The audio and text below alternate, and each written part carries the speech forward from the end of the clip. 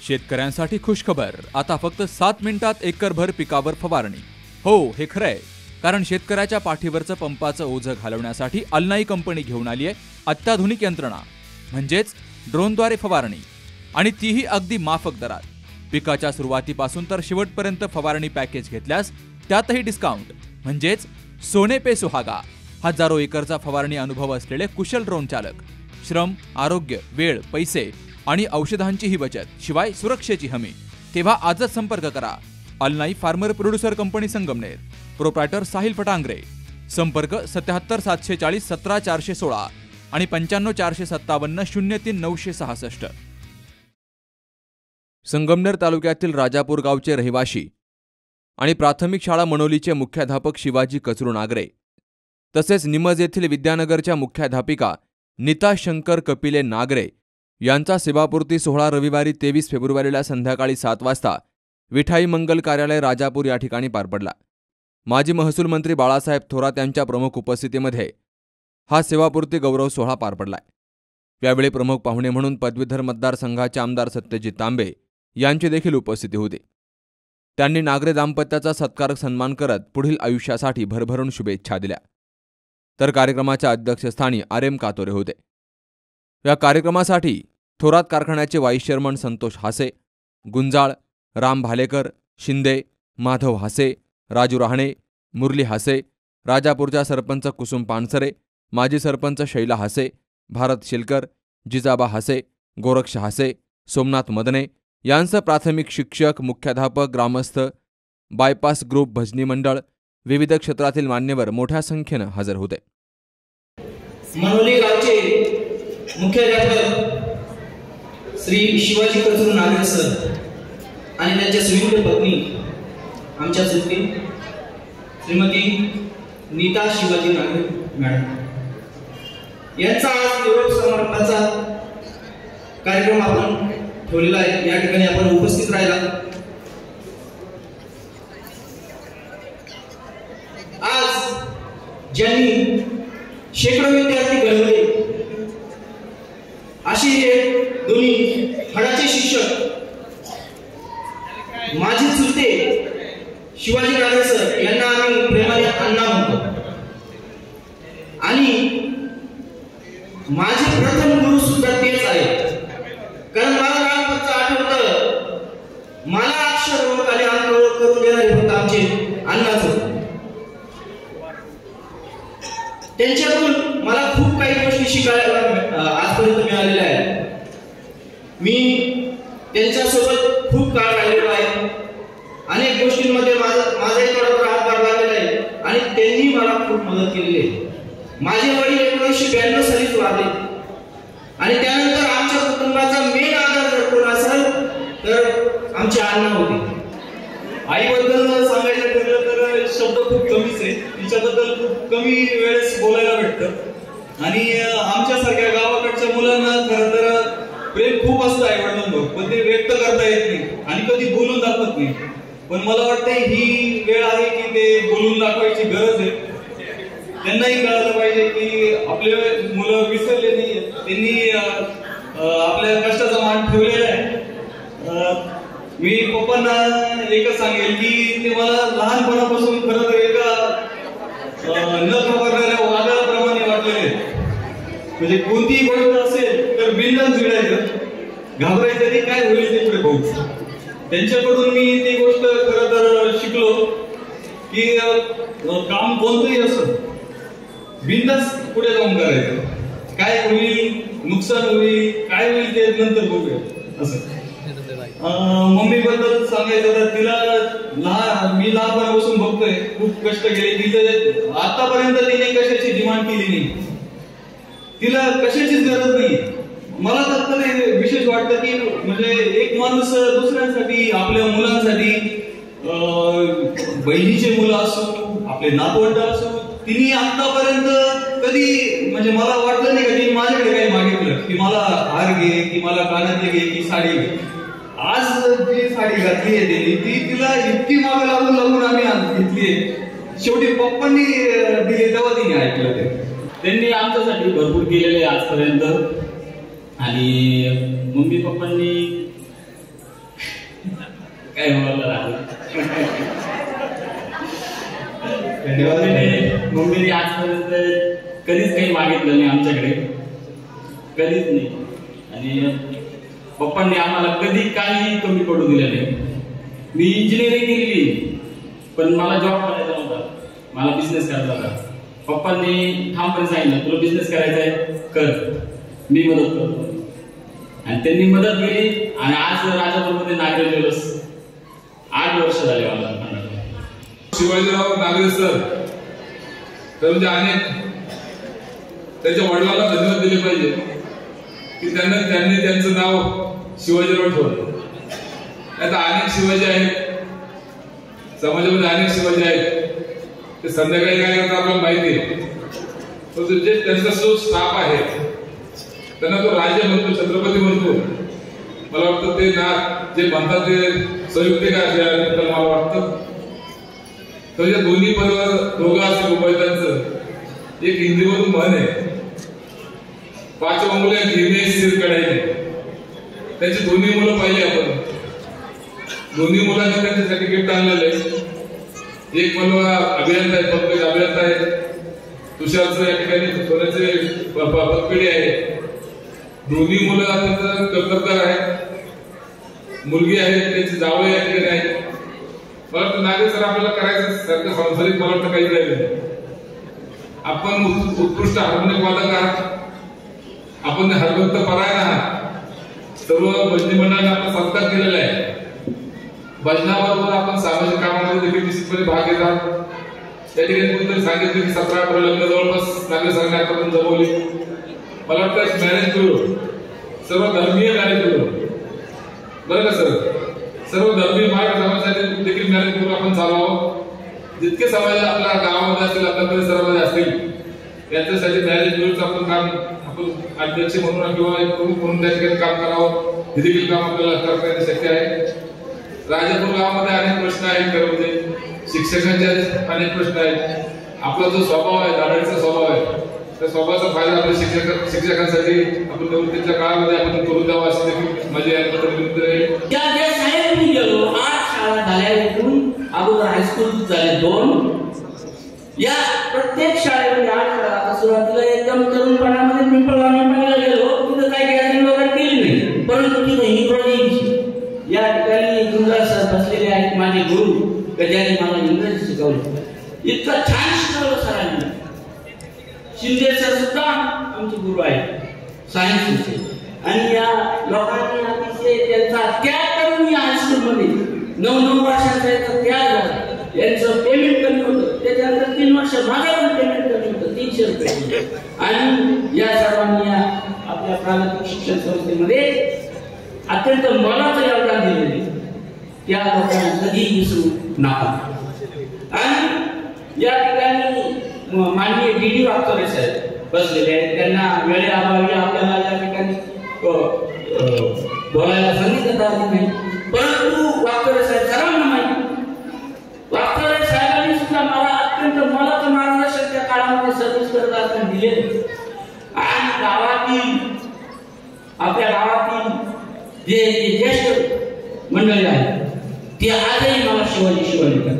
त्याच्या पाठीमागे एकच कारण की माझी त्या काळातली जी बिकट परिस्थिती होती, त्या बिकट परिस्थितीतून आज यशस्वीपणा जो आलेला आहे, हे भाऊ हे जो खुश आहे, याला असं वाटतं का या शिवाजीची काय अवस्था होती, कधी पुस्तक नाही, कधी वही नाही. त्यासाठी त्याचं रडणं, त्यासाठी त्याचा राडा त्या काळात त्यांनी पाहिलेला आहे. या ठिकाणी माननीय भारत सरकार बसलेले लोकविकास संस्थेचे चेअरमन आहेत. यांनी मला अतिशय मोलाचं सहकार्य सर्व्हिस माझ्याकडे. या ठिकाणी थोडासा आता आवाज बदल. याचं कारण असं की या ठिकाणी संपूर्ण भरणी मंडळ बसलं. भरणी मंडळाने काल वाढदिवस होता, मध्यंतरीच्या जो पिरियड असतो आमचा, त्या ठिकाणी आम्ही छत्रपती शिवाजी महाराजांचा पोवाडा घेत असतो भजनाच्या मध्यंतरी. परंतु त्या ठिकाणी भजनी मंडळाने तो रद्द करून या शिवाजीचा केक आणलेला होता, मला माहित नव्हतं केक का. सरांचं अतिशय उत्साही असा स्वभाव आणि कामाची पद्धत कायम राहिलेली आहे. अनेक वर्षांपासून मी त्यांना ओळखतो आणि खरं तर सेवापूर्ती जरी झाली असेल तरी त्यांचा उत्साह पाहता ते काही ना काही काम करत राहतील आणि काही ना काही कामामध्ये ते मग्न राहतील याच्याबद्दल माझ्या मनामध्ये कुठली शंका नाही.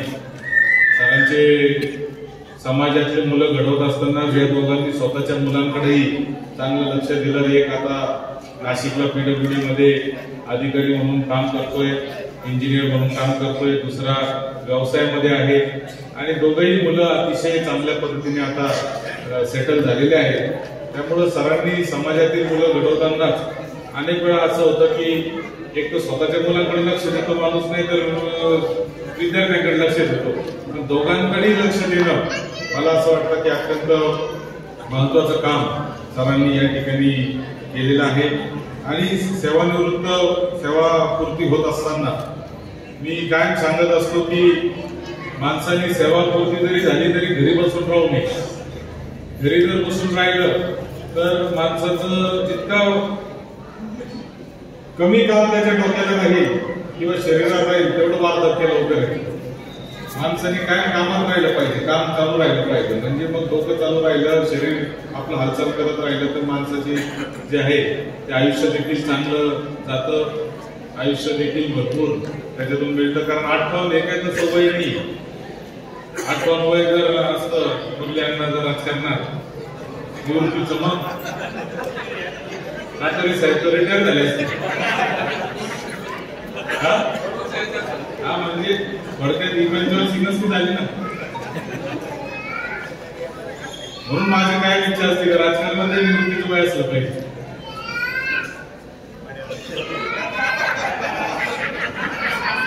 अठ्ठावन्नच्या वयात म्हणजे कसं पाहिजे तर माणसं आजकाल आपण पाहतो की सायन्स इतकं पुढे गेलेले की 80 वर्ष सुद्धा माणसं अतिशय व्यवस्थितपणे जीवन जगू शकता अशी परिस्थिती आहे. आणि म्हणजे सर तुम्हाला आता याच्यानंतर 20-22 वर्ष अजून सक्रियतेने काम करायचंय. त्याच्यामुळे तुम्हाला परमेश्वराने चांगलं आरोग्य दिलं पाहिजे, चांगलं दीर्घ आयुष्य दिलं पाहिजे अशा माझ्या सदिच्छा तुम्हाला आहे. माझ्या परिवाराच्या वतीने तुम्हाला सदिच्छा आहे. दोघंही जिल्हा परिषदच्या शाळेमध्ये मुख्याध्यापक म्हणून सेवानिवृत्ती झालेली आणि सेवानिवृत्तीचा सोहळा एवढा सुंदर सोहळा संपन्न होतो आहे. मला थोडं आश्चर्य वाटत होतं काही कारणाने, परंतु आल्याला समजलं की दोन्ही मुलं अत्यंत कर्तृत्ववान निघाली, चांगली निघाली. एक तर ज्वेलरी शॉप, नागरी ज्वेलरी सुरू केलं. दुसरा आहे तो सुद्धा चांगल्या नोकरीमध्ये आहे. 16 मोठा होणारच ना. शेवटी काय आहे जीवनाचं यश कशाने सांगू का तुम्हाला. आता तुम्ही सर शब्द का लावता मला माहित नाही, मॅडम शब्द मला माहित नाही. खरं गुरुजी शब्द किती चांगला आहे. पण आता आपल्या जिल्हा वाटायला आपल्याला सरळ म्हणतो असं माझं. गुरुजी शब्दासारखा शब्द नाही का तुम्ही अर्थ लावून पाहिजे तर गुरु आणि गुरुला जी लावून त्याचा सन्मान आहे. बरोबर ना. चला आता ते सगळे सरळ म्हणतात तर मी सरळ म्हणतो. जीवनाचा शेवटी काही असला तर हिशोब तो होतो ना. ती पुढची पिढी कशी निघाली याच्यावर फार मोठा हिशोब. एखादा खूप मोठा झाला आणि मोठा आहे मोठ्या पदावर गेलाय, सगळं झालं. पोरग जर निघालं लेजिम खेळायला संध्याकाळी त्या कार्यक्रम झाला किती मोठा असतो. पण कदाचित लेजिम खेळायला आहे त्याचं पोरग कलेक्टर झालं तर त्याचं यश मोठं खरं का नाही. पहिलं तर यश तुमचं दोन्ही मुलं आणि मुलगी सुद्धा त्यांचं शिक्षण, त्यांचं यश हे खूप चांगलं आहे. हा आनंद तुम्हाला खूप मोठा निश्चितपणे आहे. खरं मी आलो थोडं द्यायचं येणार होती कारण तिला जास्त आग्रह होता. तिला जरा दुसरे 2 लग्न सांगितले, मला 2 ठिकाणी जायचं. आणि तिच्याकडून माहिती थोडीशी मला मिळाली की त्या कालखंडामध्ये शिवाजीराव नागरेंचं जीवन कसं होतं, बालपण कसं होतं, कशा पद्धतीने विडी कामगारांच्या कुटुंबामध्ये पूर्वी असं होतं का राजापूर जरी असलं तरी विडी कामगारांचं गाव होतं, बागेत बिगेत काही नव्हतं. 85 साली सुद्धा मी ज्या संसार केला उभा राहिलो त्यावेळेस चिखलीमध्ये, निंदो बजापूरमध्ये, देवळकडमध्ये, दुपच्याकडे वेल्लाला विडी कामगारांच्या कारखान्यात जाऊन त्या माडीवर भाषण केली आहेत आम्ही सुद्धा. भरलेले असायचे 100-200 विडी कामगार तिथे चालले असेल. कारण जीवन जगण्याचं एक ते साधन म्हणजे होतं, उत्पन्न जे मिळण्याचं त्यामध्ये विडी धंदा हा महत्वाचं काम करून द्यायला हे नाकारते. अशा कुटुंबामध्ये जन्म झाल्यानंतर त्या आई वडिलांनी इतक्या कष्टानं त्यांना शिकवलं, परंतु शिक्षणामध्ये सुद्धा शिवाजीराव नागरेंचं हे वैशिष्ट्य होतं की पहिल्यापासून हुशारी उचत होती. त्यांच्या हुशारीला आणखी एक जोड त्यांना मिळाली होती की त्यांना सांस्कृतिक कला आणि त्या कार्यक्रम करण्याची कला होती. हे चांगलं जीवनामध्ये असं म्हटलं जातं की एखादतरी वाद्य वाजवता आलं पाहिजे, गाणं म्हणता आलं पाहिजे, त्याचं जीवन आपोआप चांगलं जातं. किती दिवस वाद्य वाजवायला बसला त्याचं जीवन चांगलं जातं. तसं त्यांच्या याच्यामध्ये पाहिलं तर माहिती होती त्यामध्ये की अत्यंत चांगल्या पद्धतीनं त्यांनी हे काम ज्यावेळेस शिकवलं त्यावेळेस त्या क्षेत्रामध्ये ती शाळा सुद्धा पुढे नेण्याचं काम केलं. काही विद्यालयांमध्ये होते परंतु जिल्हा परिषदला गेले. जिल्हा परिषदला दोघं जिल्हा परिषदला असलेलं चांगलंच असतं त्यांचं, परंतु त्यांनी अत्यंत व्यवस्थित पद्धतीनं यशस्वी असं जीवन, शेवटी विद्यार्थी चांगले झाले तर खूप यशस्वी जीवन असतं. आजची एक गोष्ट तुम्हाला सांगतो, मुद्दाम सांगतोय तुम्हाला सगळ्यांना, कारण इंग्लिश मिडियमचं मोठी क्रेज आता सध्या. म्हणजे आपले इंग्लिश मिडियम आहे की झाले आम्ही काढले, कारण आता शेवटी स्पर्धेमध्ये ठिकाणी जोडले आपण काढावं, आपण काढले मग इथे तिकडे जायला म्हणून काढले. सगळे भरपूर इंग्लिश मिडियम शाळा आहे, बरोबर आहे. आता जेवढे MPSC पास होऊन गेले मुलं, राज्य निवड मंडळाचे जेवढे पास होऊन गेले ते कोणत्या शाळेतले होते एवढं माहिती का तुम्हाला शेतकरी जिल्हा परिषदेची जास्त होती. ही गोष्ट वेगळी आहे. एकदा आम्ही 7 मुलं IAS झाले, 7 मुलं IAS झाले म्हणून आम्ही विधिमंडळातल्या मोठ्या सभागृहामध्ये त्यांचा सत्कार ठेवला. ज्ञानराव पटोले त्याचे अध्यक्ष होते विधिमंडळाचे, त्यांनी म्हटलं आपण सत्कार करूया मुलांचा ठेवला. 6 जण जिल्हा परिषद शाळेचे होते, एकच इंग्लिश मिडियमचा होता. का करता हे असं?